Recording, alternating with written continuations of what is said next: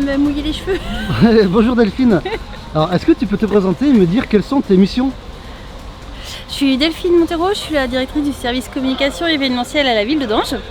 Mes missions, alors depuis le démarrage, on a d'abord travaillé sur l'accueil des évacués à partir dès mercredi dans la nuit. Alors on avait surtout les élus qui étaient sur place. Ensuite, on a travaillé sur l'évacuation de la nuit de vendredi à samedi. Donc au-delà de la coordination qu'on pouvait avoir en amont en partenariat avec Madame le maire, évidemment qui est toujours en fin de compte la personne qui coordonne tout à la tête, c'est le chef de file et ça c'est obligatoire. Derrière on avait, je crois qu'il se passe quelque chose là. On va voir. Il y a du feu, donc comme hier soir le feu n'a pas gagné dans ses emprises, donc le feu a été contenu dans ses emprises. Dans notre secteur, il y a eu, comme vous le savez, vous l'avez vu, des reprises et du feu dans ces emprises, mais ces emprises, ces reprises, elles sont maîtrisées et gérées par les pompiers. Hier comme aujourd'hui, il faut être extrêmement vigilant avec les conditions météo. Donc hier, globalement, la situation a été gérée. Là, on a décidé hier, suite à un appel de différentes associations, de venir rejoindre et d'aider sur le bassin les feux. Donc on vient de Châteauroux, donc à 22 h on est encore en train de préparer les camions. On a décollé ce matin à 4 h 30.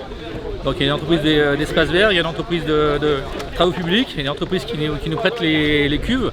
Et en fait on est venu avec 5 véhicules et 22 cuves, donc l'équivalent de 22 000 m3. Donc on vient pour aider, on se met à disposition pour ravitailler, arroser les accotements. Voilà,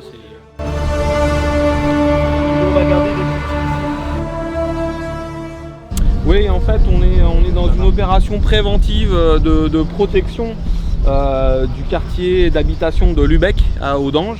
Le but du jeu ici c'est d'arroser, d'inonder, d'imbiber les sols d'eau au maximum au cas où on aurait les différentes protections qui ont été installées le long de la route de Blagon.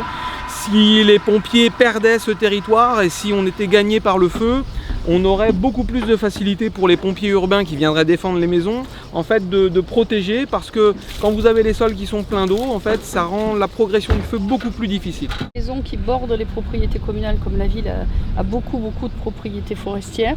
Moi j'ai pris sur ma responsabilité de maire, de faire les OLD à la place de mes administrés quand il s'agissait de propriétés communales qui bordaient les lotissements.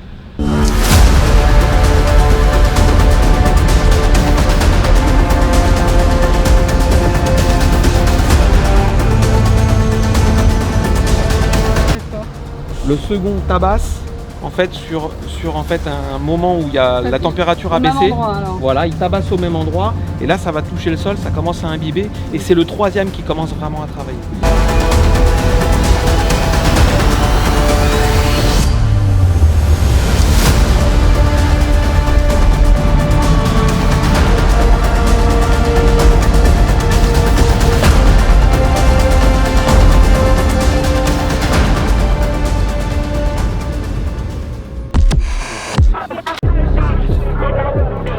Where are you from? From German television. Ok, thank you. Thank you. Bonjour Gaël. Bonjour. Donc tu es policier municipal. Je te suis depuis 2 jours. On te voit nous escorter un peu partout. Ces derniers jours n'ont pas été trop durs physiquement et. Alors c'est dur physiquement, hein, mais il faut tenir le coup, c'est notre territoire. Moi j'habite Audange, donc je suis très attaché à défendre notre territoire et ça c'est très important, donc il ne faut pas lâcher. S'il faut être présent, c'est bien aujourd'hui.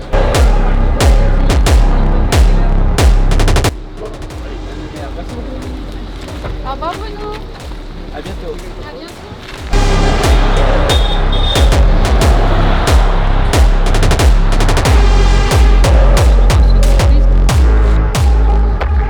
Alors c'est quoi votre quotidien en ce moment en qualité de maire?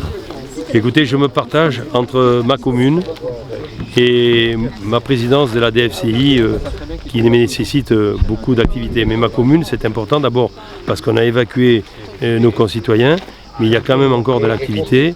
On s'occupe de nourrir les animaux, on s'occupe de quelques personnes qui sont encore restées chez elles parce qu'elles sont dans une situation médicale difficile.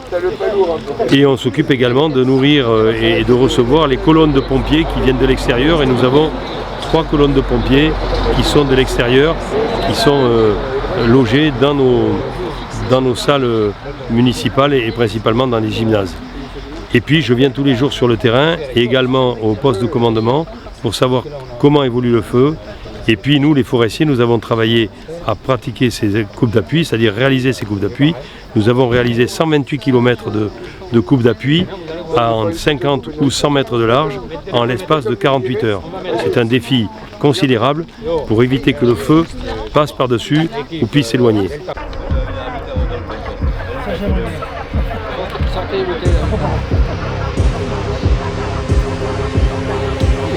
C'était pour moi.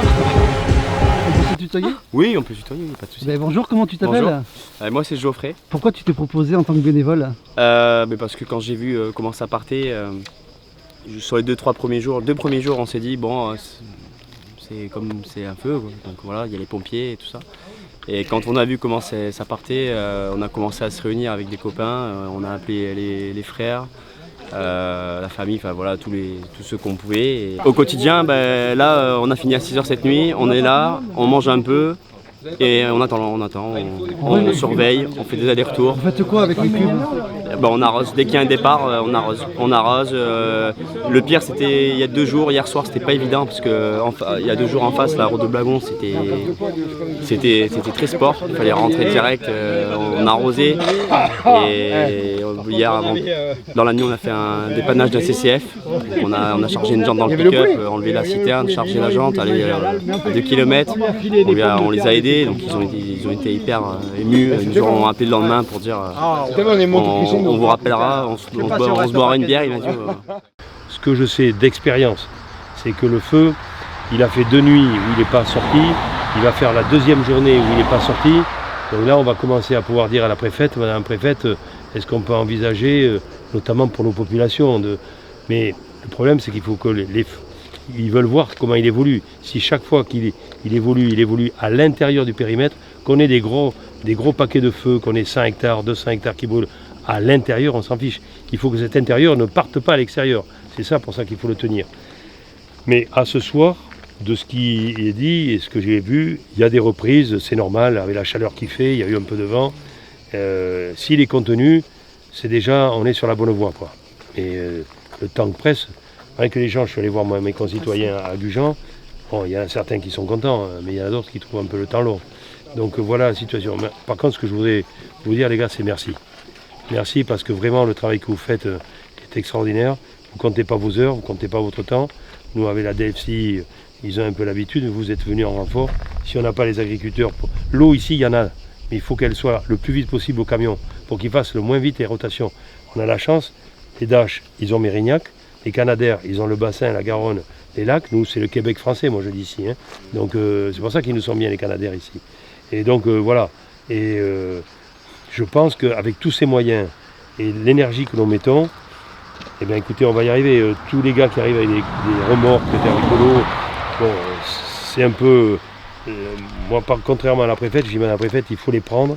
Par contre, il faut croiser les doigts parce qu'il ne faut pas qu'il arrive un accident. Et que vous alliez au feu en short. Et nous, pourquoi on a habillé... Voilà, mais c'est très bien. Pourquoi on a habillé... Mais il y en a qui ont été torse nu, hein. On en a vu. On voit de tout. Short, torse nu. Nous, ça nous a... Je vais raconter, hein. Nous, ça a coûté 450 000 € d'équiper tous les bénévoles de la DFCI de la tête aux pieds. Vous voyez, ils ont, pas les chaussures, mais ils ont le pantalon, le t-shirt. Pour qu'on les identifie et pour qu'on arrête. Alors, il y a des fois la casquette, pas la casquette, mais ils sont au moins habillés. Alors, est-ce qu'au prochain coup, on acceptera que des bénévoles qui auront au moins un t-shirt, peut-être un t-shirt, ça coûtera moins cher, mais que vous ayez avec un logo de bénévole ou forestier, j'en sais rien, ça c'est ce que j'ai réfléchi déjà dans la nuit pour me dire comment on est. Chasuble, hein, tout simplement. Ou chasuble, on verra, oui, mais tu sais, ça peut se passer, enfin il faut, des t-shirts aussi, mais ça on va y réfléchir pour voir comment on fait. Vous savez, sur un feu, il y a en 2022, la gendarmerie m'avait sorti tous les bénévoles. On avait été obligé de leur mettre un bracelet. Là, on avait tout arrêté, parce qu'il y avait une colonne de gars avec des cuves comme vous, qui s'était mis là où le Daesh voulait larguer. Mais on était au courant de rien. C'est ça le problème. C'est que les gens, ils veulent bien faire, ils se mettent à des endroits où ils n'ont pas le talkie-walkie avec le commandement.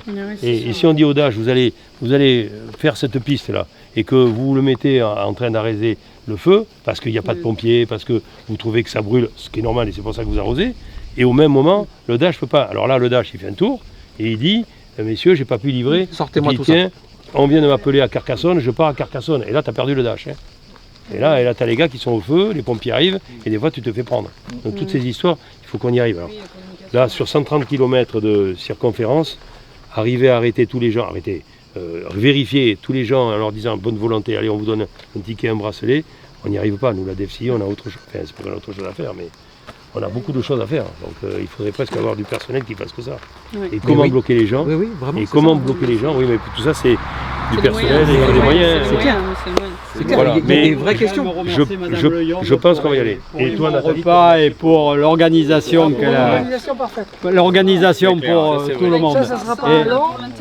Ouais, on était tous les jours une cinquantaine le midi, un peu plus le soir. Maintenant, il faut Merci, qu'à un merci. moment donné, j'espère qu'à un moment Merci. donné, il faut déclarer ce feu. Ah oui. Au moins circonscrit ou tenu, il faut trouver le bon terme qui puisse convenir pour qu'en même temps on puisse demander à nos populations de réintégrer sans risque.